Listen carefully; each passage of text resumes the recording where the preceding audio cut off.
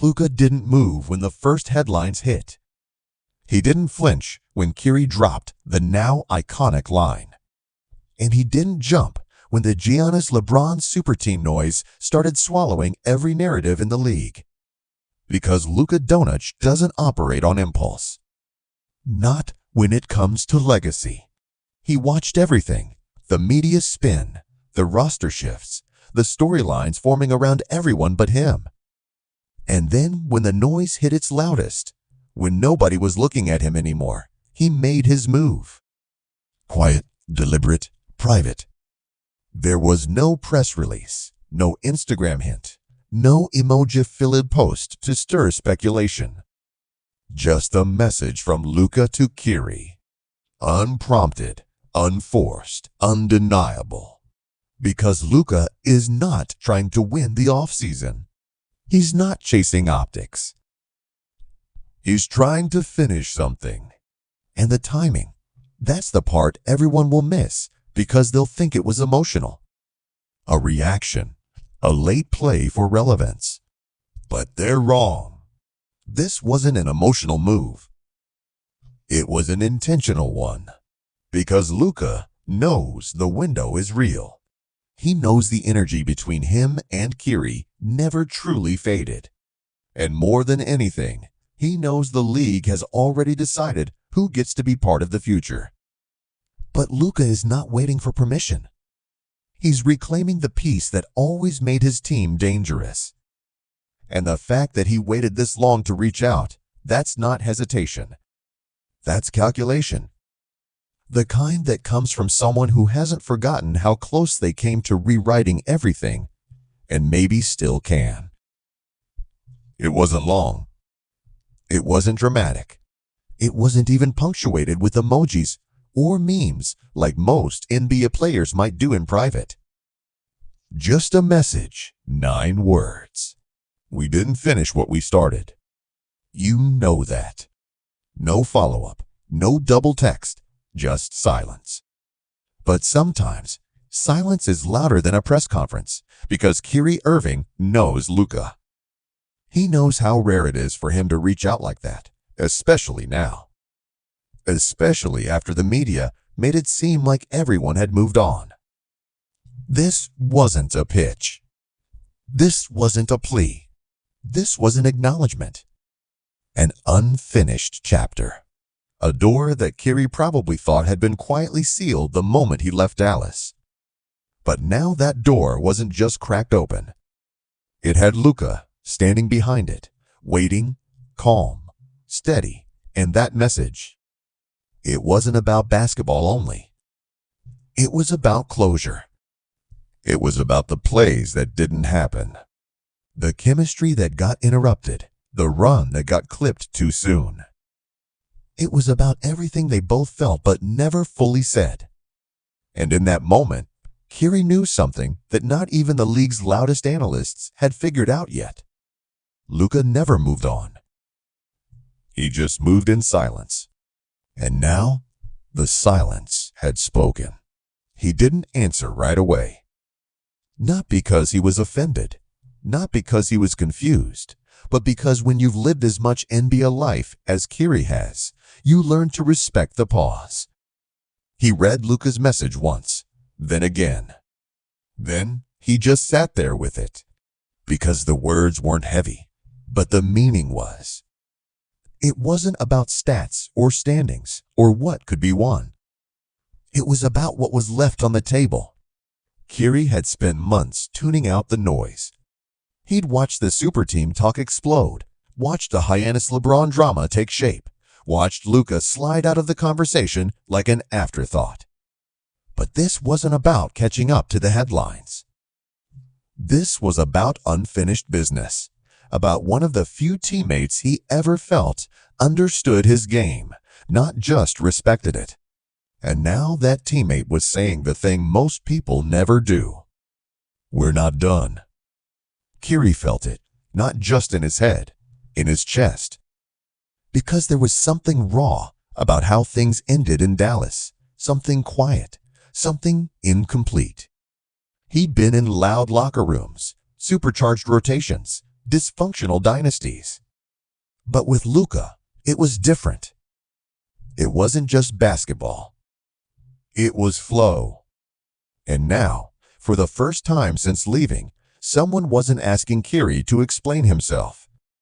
They were simply telling him, "You matter here." The pause wasn't hesitation. It was reflection.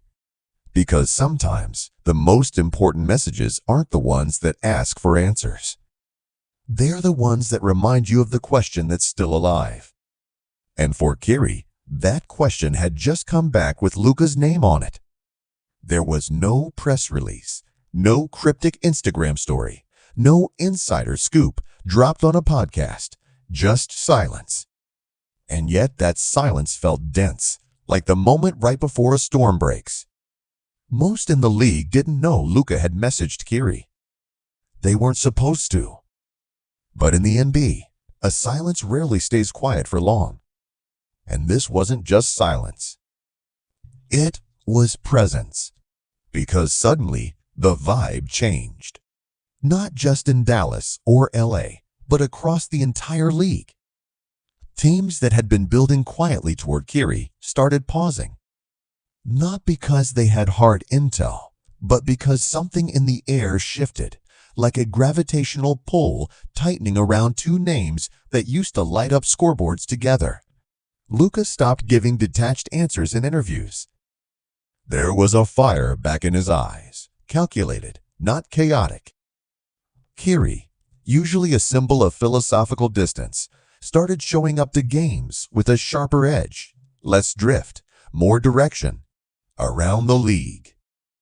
Coaches picked up on the difference before the analysts did. You could see it in film study. Luka wasn't deferring, but he was preparing for something, for someone. And while no one said Kyrie's name out loud, it hung over meetings like fog. Lakers staff noticed the tension in the building, even though nothing had technically happened. Dallas, for all its composure, was operating with an urgency they refused to name. It was subtle. A minute shaved off a film session. A conversation behind a closed door that used to stay open. A phone call between agents that didn't end with the usual "keep me posted." Executives could feel it before they could explain it. Media figures scrambled to predict moves that hadn't even begun. Front office staffers whispered about unfinished business without even knowing why. Because in this league, energy precedes action. And energy had just shifted. Some thought it was the super team drama pulling attention. Others thought it was Kyrie just making noise again. But the ones who'd been in this long enough, the ones who'd felt this kind of shift before, they knew. They knew that when a star like Luka moves quietly, it's never just for reflection. It's for alignment. And when Kyrie matches that energy with stillness, not protest, not conflict, just calm. That's not retreat. That's calculation. The NBA couldn't put it on paper yet, but the smartest rooms in basketball already felt the thread tightening between Luka and Kyrie again. Not because of what they said, but because of everything they didn't. The league didn't know what was happening, but it was already preparing for what came next. It never arrives like a headline. Not when it matters most, when you've been in the league as long as LeBron has. The real stories don't come from reporters or insiders. They come from energy, from shifts in silence, from patterns breaking beneath the surface. And that's exactly how this one comes.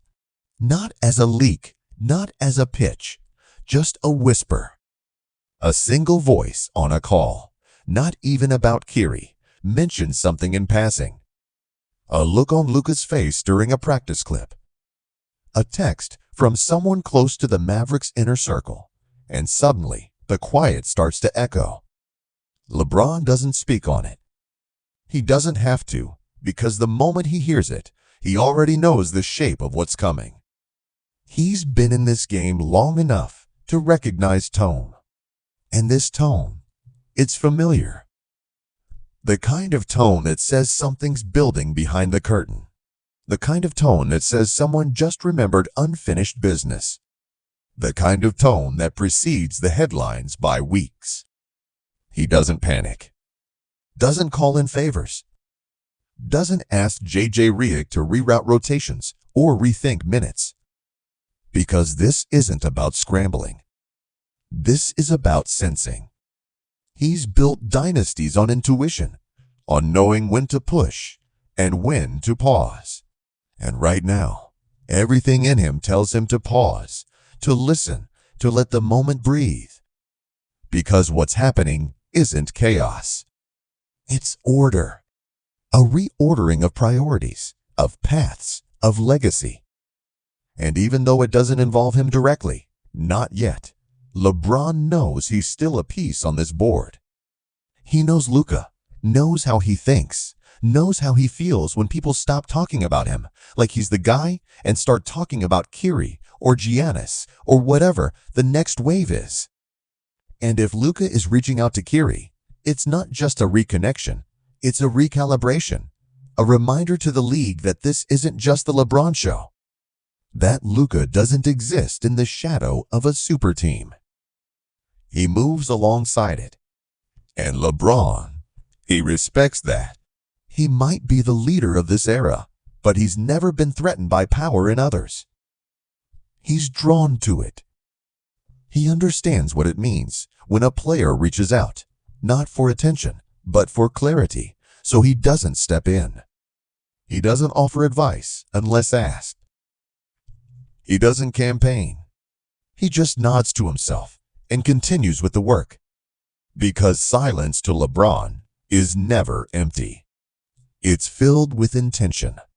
And right now, the silence around Luka and Kyrie is louder than any headline. It means something's in motion, something real, something that could change the whole trajectory of what the Lakers are building again. But LeBron isn't scared. He's patient. Because when you've weathered this many eras, this many teammates, this many storylines, you stop chasing the storm. You start reading the wind. And right now, it's shifting. Giannis isn't someone who reacts impulsively. He watches, he listens, he absorbs. So, when the headlines started flaring up, Kyrie's line, Luka's response, the silence inside LA, he didn't post a reaction. He didn't call his agent. He didn't even text LeBron back. Because he's not interested in chatter. He's interested in patterns. And this one felt different. It wasn't just Kyrie throwing shade. It wasn't just Luka asserting himself again. It was a shift in gravity, a reminder that the league might be building something, but that something might not revolve around him the way he thought it would. He noticed how LeBron's circle tightened again, moving with less noise, but more intention. He noticed how Luka didn't posture, didn't campaign. He just planted a flag. And now, Giannis has to ask himself a question he's never had to ask before. Is this movement about him or in spite of him? He's not used to being on the outside. For the last 6 years, he's been the gravitational center. Every coach game plans around him. Every roster dreams of pairing with him. Every ESPN segment assumes he's a kingmaker. But now, the pieces are moving faster than expected. LeBron has already staked his claim. Luka has reclaimed his voice. Kyrie's presence is no longer a distraction. It's a declaration. And suddenly, Giannis isn't just weighing cities or salary caps. He's weighing meaning. Does joining the Lakers now mean finishing someone else's arc? Or should he find the next one to start on his own? He starts to reconsider what this next move really represents. Because a week ago, it was about control, a legacy extension, a possible third MVP wrapped in a golden jersey. But now, it feels like it might be about something else entirely. Not being the hero, but being the reinforcement, not being the story, but being the solution to someone else's. And that's not a role he's ever accepted lightly. So, he watches the tape again. He replays those possessions from last season. Luka and Kyrie in sync. No ego, just execution. He remembers thinking at the time, that looks dangerous. Now, he's thinking that looks inevitable, because maybe this league doesn't need a new super team. Maybe it just needs an old one finished. And maybe his legacy isn't about building a new dynasty in LA. Maybe it's about helping resurrect something people tried to bury too soon. He hasn't made up his mind. But the recalculation is real. And for the first time in a long time, Giannis isn't sure where the center of the league actually is. All he knows is it might no longer be where he assumed. They don't make a call to Kyrie. Not right away. They don't message Luka either. At least not about the message. Because in Dallas, everything is about optics. Everything is about appearing calm, even when the foundation starts to shake. But make no mistake, it is shaking. Luka reaching out to Kyrie wasn't a transaction. It wasn't a trade request or an open flirtation. It was worse because it was personal. Because it was emotional. Because it bypassed the system that the Mavericks front office thought they still controlled. They had convinced themselves the Luka-Kyrie experiment was behind them, that it had run its course, that both players had quietly moved on. But that one line, "We didn't finish yet what we started," ripped that delusion to pieces. And now, Dallas is reeling. The same front office that lowballed extensions. The same leadership that failed to reinforce the roster when it mattered. The same structure that couldn't give two superstars a reason to trust again is now scrambling behind the scenes, trying to reverse engineer a feeling it had once taken for granted. Suddenly, there's talk of new offers, of building around Luka's voice, of possibly revisiting old conversations with Kyrie's agent, of locker room dynamics, culture changes, coaching reassurances.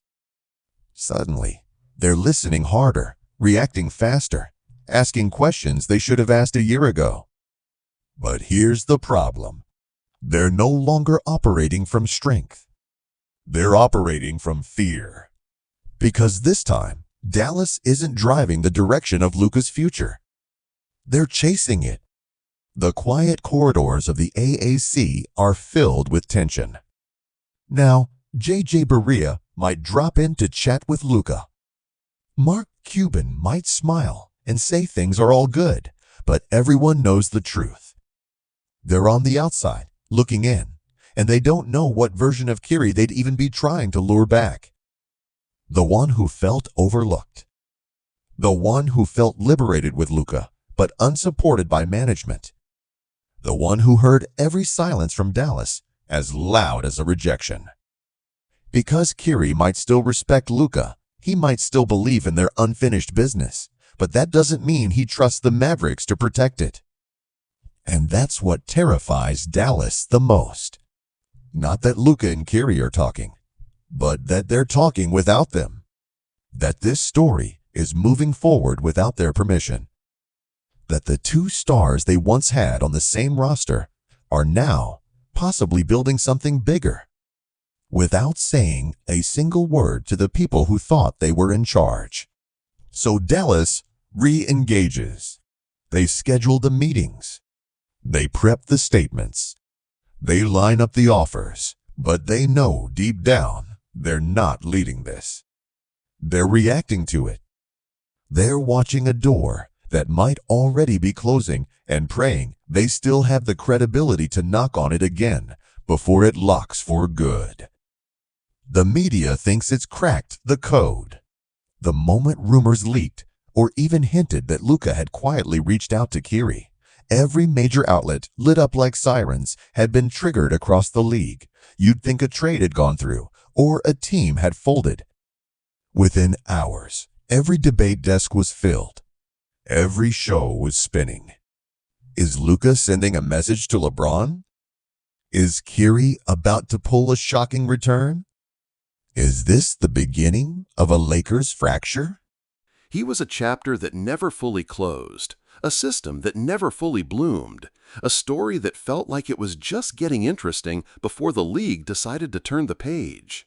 So while the media ran wild with theories, while they pinned Luka against LeBron, against the Lakers front office, against the very fabric of the super team he helped stabilize, Luka simply watched, then tuned it all out. Because Luka's never been obsessed with optics. That's never been his game. He's about feel, about rhythm, about truth. And the truth is, he saw something in Kyrie that most people didn't. Even through the noise, even through the mess, even through the media's long obsession with turning Kyrie into a symbol instead of a man, Luka never lost sight of the fact that Kyrie could still be a difference maker. Not just statistically, but emotionally, spiritually, systemically.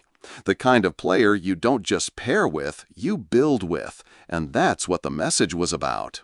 Not come back and help me, not let's make headlines again, but let's finish this the right way. Because Luka remembers how that Dallas run felt when it clicked, how the court opened up, how the pressure didn't sit on just one pair of shoulders, how the two of them, so different in style but aligned in soul, made the game feel light again. And that memory, it doesn't need a press release. It just needs time and space and the right words at the right moment. Which is why Luka didn't engage with the speculation. He didn't jump on camera to clarify. He didn't subtweet. He didn't like any quote tweets. He didn't plant a leak through his camp. He just waited, because he knew this moment wasn't about convincing the world of anything. It was about showing Kyrie without fanfare that some stories still matter, even when the league forgets them. And yes, the media missed that. They missed the tone, they missed the timing, they missed the message. They saw noise where there was actually stillness. They saw rivalry where there was actually trust. They saw headlines where there was actually healing. But that's fine with Luka. He's never been interested in telling his story through other people's microphones. Because real moves, the kind that reshape teams, seasons, legacies, they don't happen in the spotlight. They happen in silence, in direct messages, in pauses, in nods, and trust. And that's what this was. The media might have missed it, but Kyrie didn't. And in Luka's world, that's the only headline that ever mattered. It wasn't dramatic, it wasn't loud, it didn't try to hijack the narrative or reclaim center stage. But when Kyrie finally responded to Luka's message, the silence broke. Not with noise, but with clarity. The kind of clarity that can make even the calmest message feel like a warning. No theatrics, no cryptic videos, no caption about being misunderstood. Just 4 words.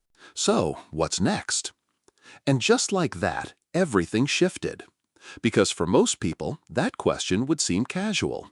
For Kyrie Irving, it's permission. Permission to re-engage. Permission to reopen what everyone assumed was closed for good.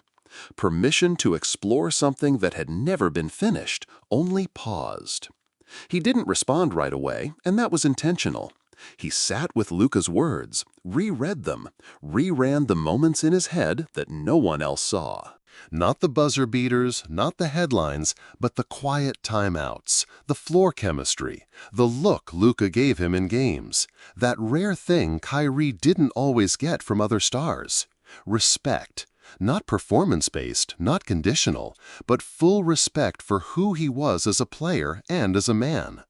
Luka's message wasn't a pitch. It wasn't, "we need you." It wasn't, "run it back." It was something stronger. It was personal. It was unfinished business. Kyrie had gotten 1,000 messages like that before from teammates, coaches, insiders, fans, but they all felt the same, like people wanting a piece of him, not wanting him. But this time, this felt different, because Luka wasn't chasing nostalgia, he was chasing truth. He didn't say, "Come fix this." He said, "We didn't finish yet what we started." That's a statement layered with weight. It says, "I remember, I see you, and I still believe in us." Kyrie's seen this league treat players like brands. He's been the brand, the scapegoat, the wild card, the genius, the problem, sometimes all in the same week. But this message didn't frame him in any of those ways. It framed him as a partner, and that stuck. Because Kyrie doesn't want followers, he wants connection. He doesn't want another contract, he wants alignment. He doesn't want more noise, he wants space to move with purpose. And Luka's four-sentence message cracked open that possibility again quietly. So when Kyrie typed those 4 words, "So what's next?" he wasn't asking out of doubt, he was asking out of readiness. Readiness to face something that had been left mid-sentence. Readiness to pick up a story that never got its climax. Readiness to finally get to the part after the highlight clips, the part where they win on their terms. He didn't send emojis, didn't tag Luka in a post, didn't fuel the rumor mill. Because when Kyrie moves with intent, he moves in silence. After that message, there were no interviews. But behind the curtain, he started pulling threads, called his trainer, checked in with his agent, asked how Dallas was really feeling, listened for cracks, searched for signals. Not to play games, but to prepare. Because when Kyrie actually considers returning to a place, it's not out of desperation, it's out of design. And this time, the design looked like balance, looked like purpose, looked like maybe, just maybe, his game still had a home that matched his vision. The Mavericks had never fully stopped believing, but Kyrie had needed space. He had needed time. Now he's re-entering the equation, not as a question mark, but as a declaration. He didn't have to say much. He never does, because everyone who knows him knows what that question really means. So, what's next? Means I'm listening, I'm present, I'm not finished. And Luka will understand. Luka will feel it, because this isn't about getting the band back together. It's about finishing the album they started and finally releasing the version that wasn't rushed, that wasn't interfered with, that wasn't shaped by outside pressure. It's about agency. It's about reclaiming what they never got to fully build. So, while analysts obsess over trade talks, while fans debate the fit, while the league wonders if this is real or just talk, Kyrie is already moving, already aligning, already thinking steps ahead. Not because he wants to make noise, but because he knows how loud silence becomes when the right people hear it. And Luka heard it. Luka always did. So now the question isn't whether they're reuniting. The question is what comes after the reply. Because if that reply leads to a meeting, if that meeting leads to terms, if those terms lead to chemistry reborn, then the league is going to witness something they didn't expect. Kyrie Irving choosing redemption, not for show, but for himself. And once that starts, no tweet, no headline, no podcast can contain what happens next. This wasn't just a handshake across old memories. This wasn't about clearing the air or rekindling a past that got away. This was something more deliberate, more focused, more dangerous, more unfinished. Because when Luka reached out to Kyrie, it wasn't about nostalgia. It wasn't about the past at all. It was about what they never got to become. It was about the version of themselves that was never unleashed. And this time, it wasn't about potential. It was about payback. Because deep down, they both know what happened the last time. They know how the headlines twisted it. They know how the media blamed Kyrie's mood and Luka's dominance. How the chemistry was questioned before it was even allowed to form. How every loss was treated like confirmation and every win was brushed off as coincidence. They remember the noise. But what stuck more than anything else was the silence that followed. The way the league moved on. The way executives wrote them off. The way analysts stopped saying their names in the same sentence. The way their partnership became an era with an asterisk. That's what this message was about.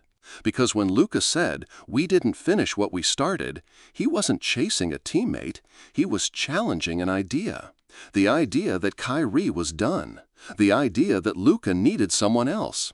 The idea that their window had already closed before it ever really opened. And when Kyrie responded, "So, what's next?" he wasn't flirting with drama, he was stepping into something that felt inevitable. This wasn't about getting the band back together, it was about finishing the album they never dropped. One that was written in flashes of brilliance, but interrupted by trades, narratives, and a clock that ran out too fast. Now there's no more guessing, no more what-ifs, no more wondering how it would look with a full season, full trust, full clarity. Now they know, because this time it's on their terms. No outside noise, no conflicting agendas, no overlapping timelines. Just two players who understand what the other brings, and what they never stopped building even from afar. And make no mistake, the league knows it too. Front offices are scrambling. Not because of what's been said, but because of what hasn't. No cryptic tweets, no jersey swaps, no public dinners, just a whisper that feels like thunder. This wasn't a leak. This was a leak-proof threat. Because what do you do when two players, each with something to prove, each with a legacy underappreciated or mischaracterized, each with a sense that the story is not over, suddenly realize it at the same time? You don't react, you brace. And that's what this feels like. Not hype, not momentum, but something heavier, something earned, something deadly. Kyrie has seen the cycle too many times. He's been the hero, the villain, the ghost, the genius, the scapegoat. Luka has been the prodigy, the solo act, the savior, the system. But together, they've always been the wild card, the one pairing nobody could quite predict. Too much talent to dismiss, too much volatility to trust. And maybe that's what makes this dangerous. Because this time, it's not about making people believe, it's about not caring if they do. This is two players done trying to convince, done trying to justify, done trying to be palatable. They're not here for validation. They're here for retribution. And the ones who doubted them, who pit them against each other in trade talks, who labeled one as unpredictable and the other as incomplete, those voices will be the loudest when this works, and it will work. Because now it's not about fitting into someone else's plan, it's about finishing their own. And when the ball tips and Kyrie brings the calm chaos and Luka starts orchestrating the floor like a savant and the two of them lock in, no pressure, no confusion, no politics, it won't feel like a return, it'll feel like a warning fulfilled. Because while everyone else was building super teams, making headlines, forming alliances, chasing the spotlight, these two were loading something deeper. A partnership not built for trend, but for impact, for vindication, for the end game. And if it clicks, if it really clicks, the league will finally understand. This was never about a reunion. It was always about a reckoning. And now there's no turning.